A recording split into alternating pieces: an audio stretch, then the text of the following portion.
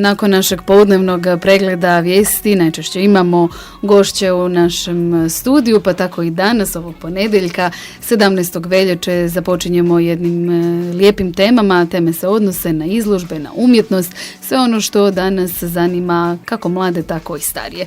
Naime, donosimo priču o umjetnici Ivi Simčić, autorici i profesorici, njezinoj intrigantnoj izložbi pod nazivom Jednog dana ću ti kupiti asteroid.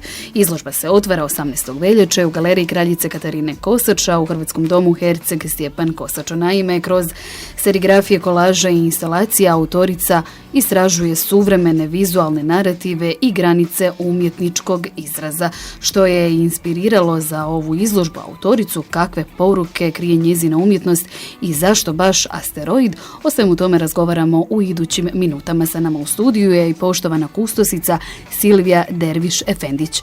Poštovane dame, dobar vam dan i hvala vam što ste došli u naš studio kako bismo razgovarali o ovoj zanimljivoj izložbi. Dobar dan, hvala na pozivu i pozdrav svim slušalcima. Hvala za poziv, lijep pozdrav svima.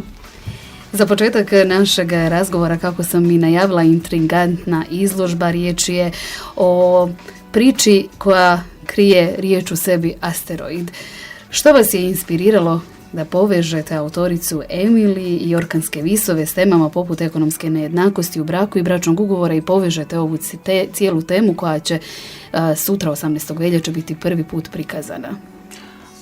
Pa prije svega ovo je priča o ljubavi i o tome kako mi percipiramo ljubav i kako smo navikli da mislimo i da razmišljamo o ljubavi. Interesantan je podatak da prema britanskim određenim statistikama najromantičniji roman svih vremena su Orkanski visovi Emily Bronte. Međutim, taj roman je sve samo neromantičan. Ako čitate originalno djelo, svašta tu ima, ali ljubavi nekako nedostaje, jel? Po nekom mom skromnom mišljenju. Tako da sam ja imala upravo tu ideju, jel, da pričamo o ljubavi, kako je doživljavamo i kako smo navikli da mislimo o njoj. Znači, narativi koji nam se prenose kroz filmove, kroz djela, možda ne bi mogli biti kvalificirani baš kao ljubav, jel? Orkanski visovi su prije svega jedna vrlo turobna priča, u kojoj postoje obsesije i sadizam i čudne neke stvari se događaju, a mi smo nekako navikli, odnosno naučeni smo da ljubav mora da boli. Ako ne boli, nije prava ljubav. Moramo se vratiti na onu temu asteroid i povezano s time. Zasigurno naši slušatelji se pitaju o čemu je riječ, intrigantno zaista.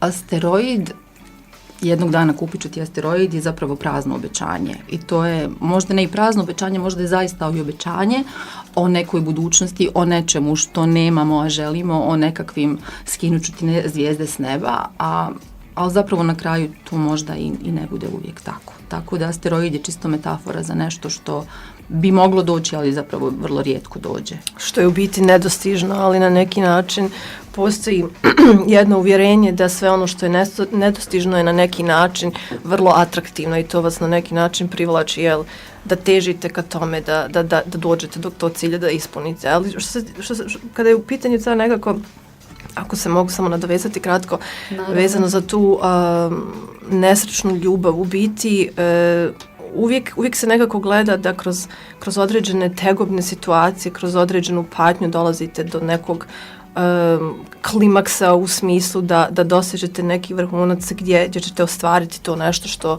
čemu stalno težite, što vam stalno izmiče. I na neki način upravo taj viktorijanski romantizam i otkriva to gdje vi u privatnosti svoga doma maštate o nekim nedostižnim stvarima zato što vam društvo biti ne dozvoljava da ispoljite određene strasti, određene emocije, zato što postoje određeni etički i moralne vrijednosti, odnosno normativi toga vremena koje vas sputavaju da se emotivno izrazite i da dosegnete to nešto što vam društvo ne dozvoljava, pa sve onda kroz fikciju, odnosno kroz te neke ljubavne ideale pokušavate da dosegnete to nedostižno.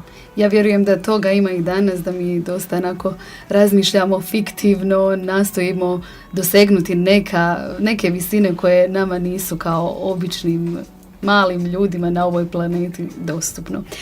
Što je to vas kao kustosicu privuklo u radovima Ive Simčić? Kako mislite da autoričin rad i njezin pristup povezuje se s aktualnim umjetničkim praksama?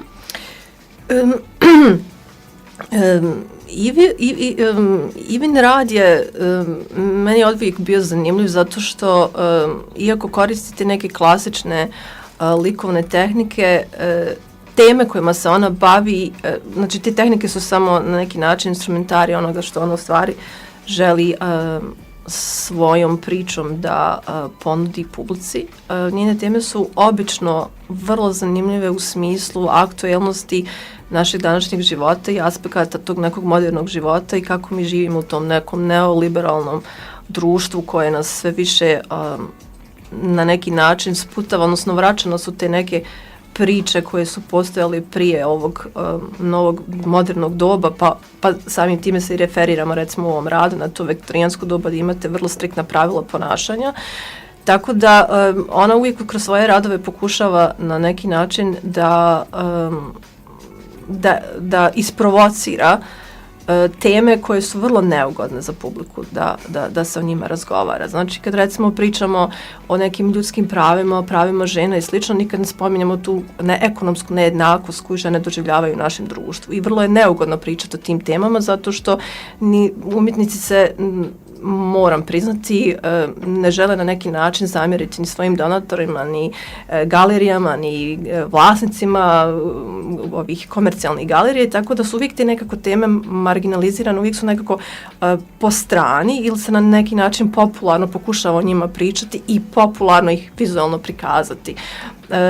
Ono što je zanimljivo za Ivin rad je da se ona u biti ne boji da te teme otvoreno pokaže i da prezentira javnosti i da na neki način pozove ljude da iskomuniciraju svoje stavove koji su isto tako na neki način rezervirani za te neke, kako bi rekla, privatne sfere gdje ljudi se ne usude javno govoriti o nekim pitanjima koja su jako bitna. Tako da to su, ja bih rekla, ta hrabrost u biti da se progovori o ozbiljnim temama je nešto što je mene privuklo u njenom radu i mislim da vrlo uspješno to može iskomunicirati sa publikom. Kustosice, na početku ste istaknuli tehnike, pitanje za autoricu glede toga da našim slušateljima malo pobliže objasnite izbor umjetničkih tehnika poput serigrafije i kolaža, kako ove metode doprinose izražavanju vaših ideja u izložbi kao što je izložba koja će biti sutra održana u Hrvatskom domu Herceg Stjepan Kosača, One Day I Will Buy You an Asteroid. Pa kada biram, ja zapravo ne biram tehniku, to nekako ide organski sa radom, jel nekako ako se stvori nekakva ideja, onda se ona razrađuje ili verbalno ili pisano, ali mislim da izbor medija uvijek nekako ide organski. Tako da ja promišljam kako bi možda, i to se često mijenja, da se razumijemo, nekako nije zapisano u kamenu i često zapravo probam više stvari i često skiciram dosta, pa nekako materijal izađe organski. Ja sam se nekako našla upravo u tim kombiniranim tehnikama zato što mi one nude slobodu i zato što, a to na kraju krajeva i studente stalno učim, kada imate kolaž pred sobom, odnosno kada radite u kolažu, slobodniji ste, nemate pritisak medija. Uvijek, ako radite, ne znam, ulje na platnu, uvijek postoji nekakvo očekivanje kako slika treba da izgleda, da li je tehnički, ne znam, na nekom visokom nivou ili nije, ili uvijek morate nekako voditi računa šta se očekuje, a ulje na platnu, odnosno jel, taj slikarski medij ima bagažu iza sebe, nekako ima tu historijsku težinu koju nosi, tako da mislim da je to nekad čak i ograničavajući faktor. Sad u mom slučaju mješavina serigrafije, čak nekad i skulpture, nekad i fotografije i kolaža je za moj pojam perfektan spoj, jel, gdje ja slobodno i vrlo fluidno, ne znam, plivam. Istražujete romantičnu ljubav, možemo reći nekako da je to jedna neiscrpna tema u svim područjima umjetnosti, kulture, zabave, svemu onome što nas okružuje. prije par dana smo imali i 14. veljače Valentinovo, sve nekako nadovezuje se jedno na drugom. U kontekstu ekonomske moći, vi pak s jedne druge prizme istražujete tu romantičnu ljubav. Kako biste opisali iz vaše perspektive kao autorice, dok ste promišljali stvarajući ovakva djela, odnos između ljubavi i ekonomske moći u braku prema vašoj interpretaciji? To je teško pitanje. Pa prije svega brak, nekako ljubav uvijek se posmatra kao da ako se okruni brakom, to je onda vrhunac ljubavi i svi nekako čekaju da budu u braku, odnosno da ih neko zaprosi, jel? Međutim, brak je ugovor. Brak je apsolutno ugovor i to ugovor koji za sobom povlači određena konsekvence i određene obaveze. I ugovor, pogotovo ukoliko postoji ekonomska nejednakost u braku koji za sobom povlači i zapravo dug. Taj dug, odnosno zaduženje, čak i kad postoji ekonomska, ako oba partnera, na primjer, rade, ako su zaposleni, i onda postoji određeno ekonomsko dugovanje, jel? Odnosno, oba partnera su zadužena jedno prema drugom i to nam kaže i zakon. Znači, vrlo su u zakonu striktno postavljene stvari, a opet dovoljno su otvorene za interpretaciju, jel? Ali niko o tome ne razmišlja zapravo kao u jednom dužničkom odnosu.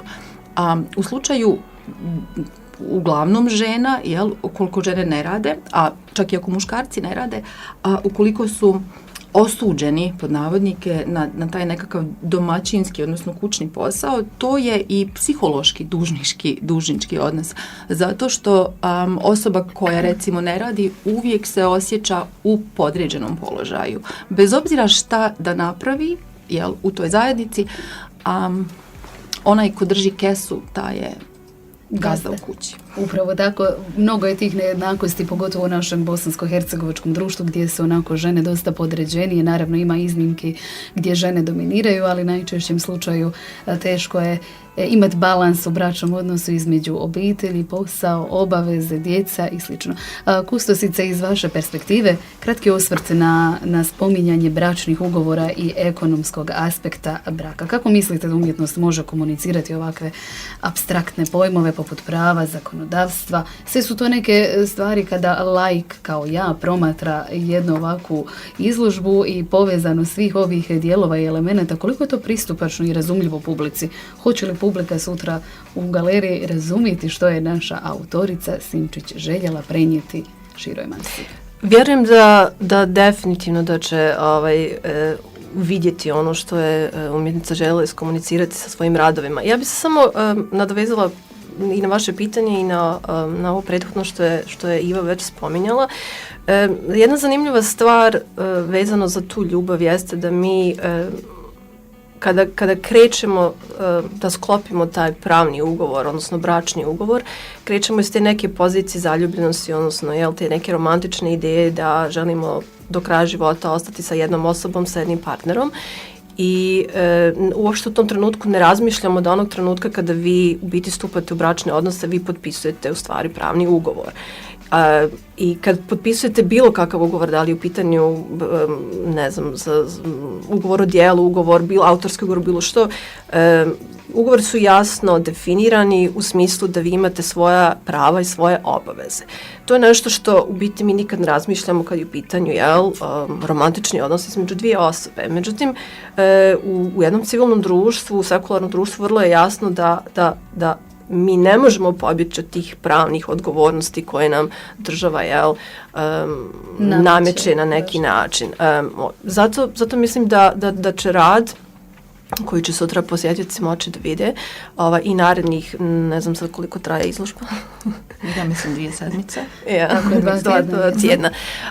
Da će vidjeti vrlo uspješno ono što umjetnica pokušava da pokaže. Znači, svojim vizualnim radovima, kolažima će upravo na neki način sukobiti te dvije ideje tog romantičnog aspekta odnosa između dvije osobe i te neke društvene odgovornosti koju svaka osoba ima unutar bračne zajednice.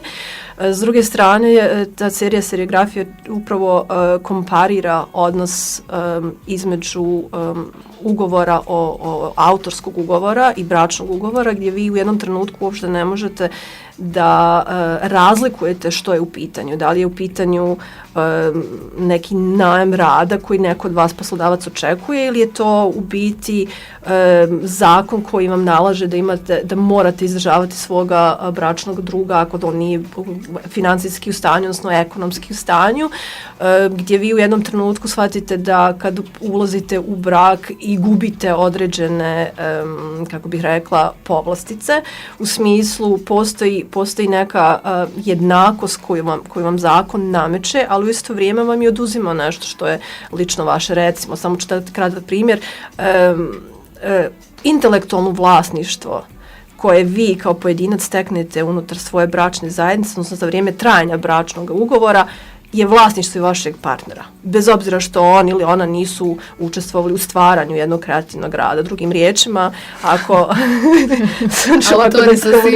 vrlo komično, znači rad koji Iva je napravila, njen suprug može da jednostavno iskoristi.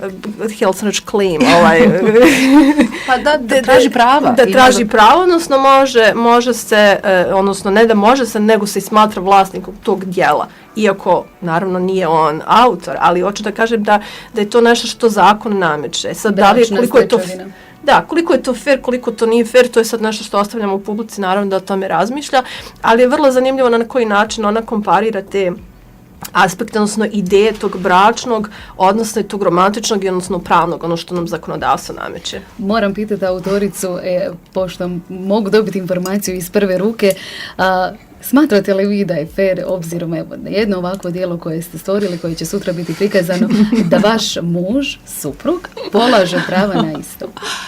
Pa znate šta? Ili je to fair ljubav, pa dok je ljubav fluidna i dok sve ide fair je, korektno, može, ukoliko dođe do određenih frustracija i prijepora, onda više nije fair. Onda više nije fair. Samo da se nadovežem na Silvinu, na ovo što je malo prije rekla. Ja kad sam počela raditi ovaj rad, ja nisam znala da zapravo bračni ugovor ne postoji. To vam je fiktivno. Ja sam došla u matični ured i zamolila gospođu službenicu, tražila sastanak, da mi pokaže moj bračni ugovor koji sam ja potpisala. Mi smo nešto potpisali i meni niko nije mogao proizvesti fizički ugovor. To ne postoji. Znači, kad potpisujete ugovor, ne znam, o najmu stana ili o zaposlenju, zapravo dobijete kopiju i postoje klauzule ili pravo obaveze, notarski pečat. To ne postoji. Znači, postoji samo vaš potpis koji stoji u matičnoj knjizi. Potpis vaš, potpis vašeg partnera. I smatra se da ste vi, i to su mi rekli, da ste vi upoznati sa zakonom koji matičar djelomično pročita po svom nahođenju uz određene još onako kičene rečenice, jel? I da se to smatra zapravo zakonskim ugovorom koji fizički ne postoji. A samo da se nadovežemo, u pitanju je obiteljski zakon Federacije Bosne i Hercegovine. Sigurno oni koji sada slušaju, mnoge žene su sada pred internetom, googlaju, traže obiteljski zakon, iščitavaju svoja prava. Ovo je odlična tema i da progovorimo i o tome. Mnogo mi je drago da ste današnje gošće u našem studiju. Osim o izložbi naučit ćemo mnoštvo korisnih informacija koje se tiču odnosa u braku, bračnog ugovora. Znači, bračni ugovor je fiktivna stvar. Nemamo papir, nije, jer smo potpisom to dokazali.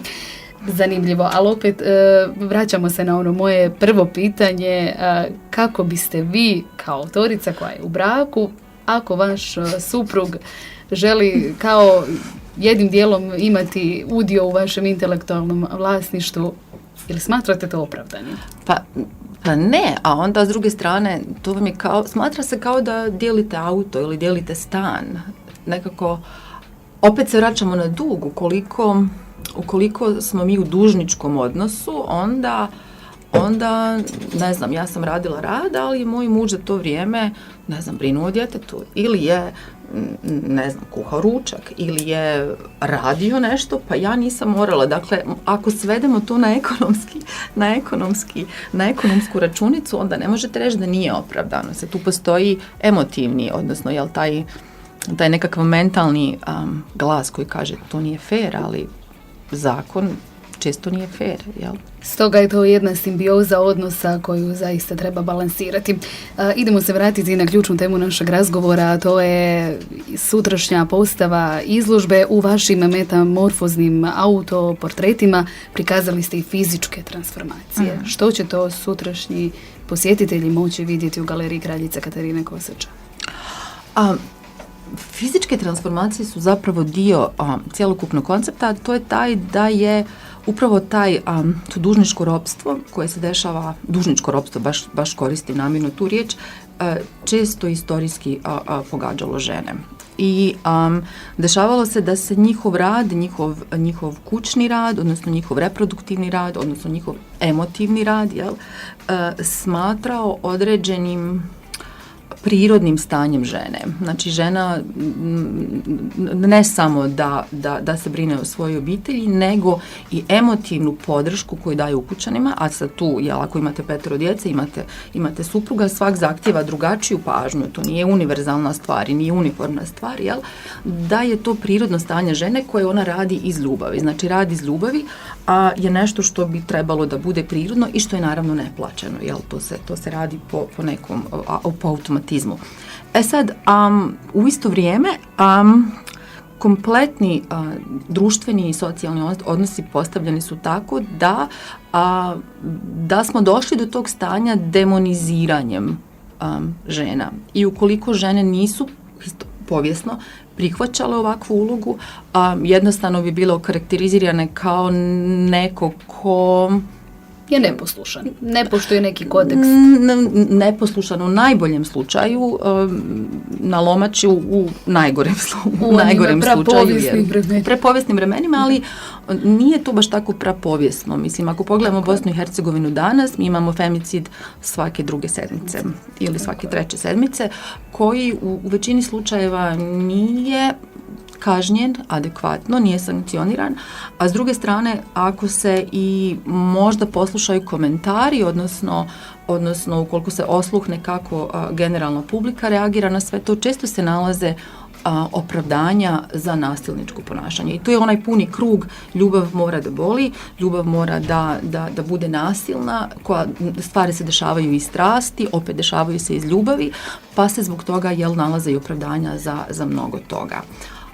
Često se kaže da su žene isprovocirale, izazivale, da su alapače, da su same tražile ono što im se dešava. Tako da ta metamorfoza zapravo uvijek postoji ono životinjsko pod navodnike u ženi, uvijek postoji taj nekakav element nečega što nije mentalno, nego i više onako naturalno i nešto što je neposlušno, što je instinktivno. I sve to ujedno utječe na fizičku transformaciju.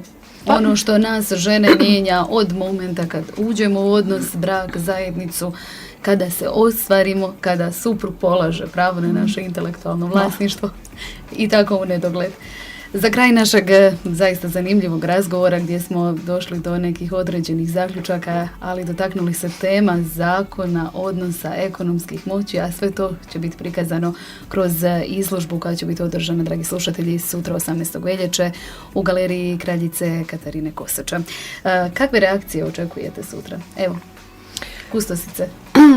Ja bih rekla, prvo bilo bih vrlo zadovoljna da ljudi dođu u većem broju na samom otvaranju, jer će imati priliku da razgovaraju sa umjetnicom, možda da je nešto pitaju i da saznaju iz prve ruke u biti nešto više o samome radu, što je uvijek dobra prilika u biti, mada je dobro da ljudi dođu u bilo koje vrijeme i da pogledaju u svoje vrijeme radi, da promisle o tome ako žele, naravno.